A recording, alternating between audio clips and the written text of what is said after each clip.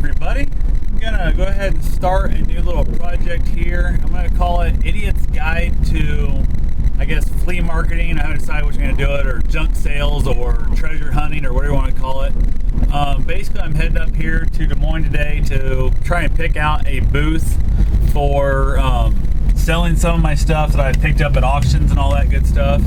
Things I've taken to flea markets and that kind of thing, and some of the stuff that's a little too pain in the butt, the little small, fine, breaky stuff that I'm tired of hauling around to mobile flea markets all the time, and they're not worth putting on eBay and that kind of stuff. So basically, I'm going to go ahead and start a little guide here to kind of give you guys little pointers and tips and show you some of my mistakes and hope you guys can help avoid them.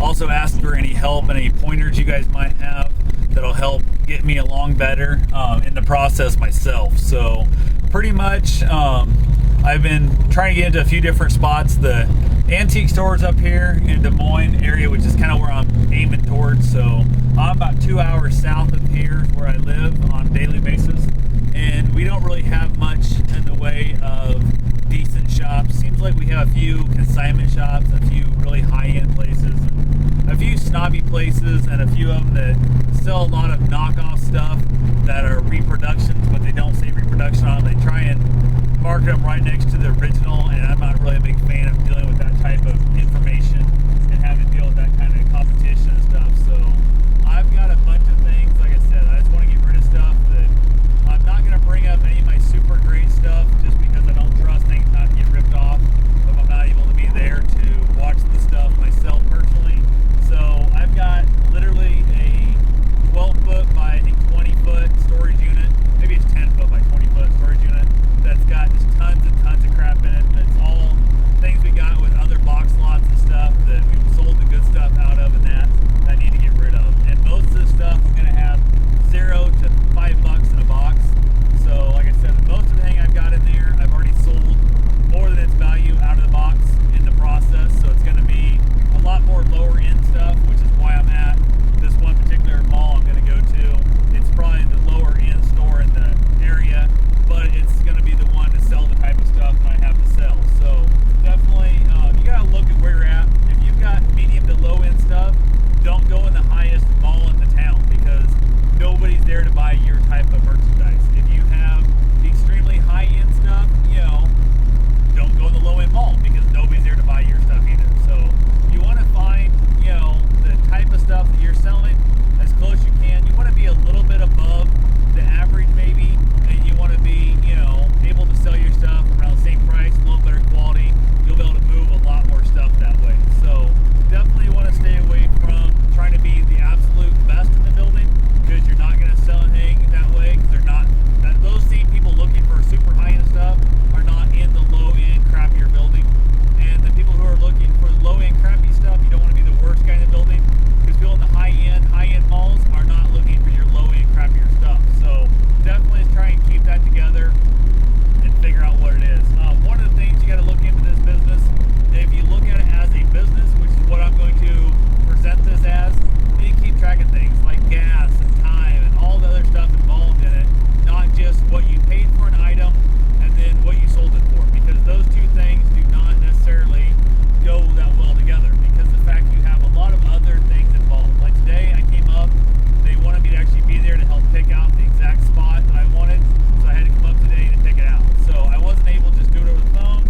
I had to waste 4 hours of my life, all the gas in that driveway up here, pick it out, fill out the paperwork, get my vendor number. Now I'm going to go home, spending, probably 12 hours at least the next week, writing out all my tags for the stuff, and then that way I can tape them on the items and that, and basically get them all ready to go. I also, now I know the exact size of booth I'm going to have, and that I'll be able to go from there and, probably draw out my garage on the floor, whatever, don't matter what it is, the exact booth size, which the booth I'm getting is 9 foot wide, 5 foot deep. And by knowing that exactly, I'm going to be able to set up my shelving. So I've got some shelves that are 12 inch deep, I've got some that are 8 inch deep, I've got some that are 24 inch deep. Plus I can custom build any size shelf I want. I'm going to try and stick, at least beginning with just the pre-made plastic shelving, and stick with that to begin with and kind of go and see how it goes from there and work, from that point on. The one thing I got, like I said, I'm going to lay out on my floor, exact same location It also gives me a little bit of a head start to put my stuff on the shelf. I'm gonna do like a little trial run of setting my stuff up to see kind of what I want where. I need to get the things tagged anyway, so I figure as I take it out and tag it, wrap it up, put it in the next box. Once that shelf is full, I'll probably label that shelf. So when I get there, I won't have to be in that building at the flea market for 10, 12 hours doing it. It'll be a much quicker process. And then my plan is to get up here at least every other week in the beginning and check on the booth and stuff. I'd like to get up here every week. I'd like to get where I'm selling enough of this stuff where I come up every week and refill it. I'm not being too optimistic for that. I don't believe it's going to happen. That's my goal, that's my hope, but we'll see what happens. I'm going to price stuff cheap enough that it should be able to sell out of there quick. There shouldn't be much hassle factor in it. It's going to be easy to go. I don't have anything that's massively, great product. I've got a lot of medium to low end stuff I want to get rid of. That's my number one goal in this process. So again, talk to your, vending spots, talk to your different flea markets, your antique stores, whatever. Find a booth. The one I'm going in has no commission, so it's just a straight, I pay them so much per month, and I believe the total is going to be like $120, $150 a month. I don't remember exactly what she said. It goes up next month, so it'll go up a little bit there. Definitely something to look at. Also, you got to figure that into your price stuff, because if you take your stuff up every month and you're coming out and you're only paying them $5, or if you're even just breaking even, you're literally throwing your stuff away for nothing, because you're getting nothing out of it except the hassle factor of going up there. Now, if that's all you're after is just saving yourself a dump fee, that's fine, but the gas you're wasting to get up there is going to cost you a lot more than it will just haul your stuff off to the dump. So definitely look at that stuff. Make sure you're making money with this. If you want to give yourself 3 or 4 months to figure out where you're at, I mean, if you're barely losing a little bit, no big deal. But if you're buying stuff, you're going to auctions, you're going to yard sales, you're actually going out and spending real money to take it there and then give it away, basically, that makes no sense. I remember I talked to a few guys a couple years ago at this exact same store. He was so excited because he went to the auction virtually every week. He'd buy up a bunch of stuff, he'd take it there, he would sell it, and he was so excited because it's only been 5 months, he finally got his first check. So it was the first time in 5 months he didn't owe them money. So he'd been going to the auction every month for 5 months, or he'd been buying stuff, and then from there he was taking it over here to the other place and then paying them money to sell it for him.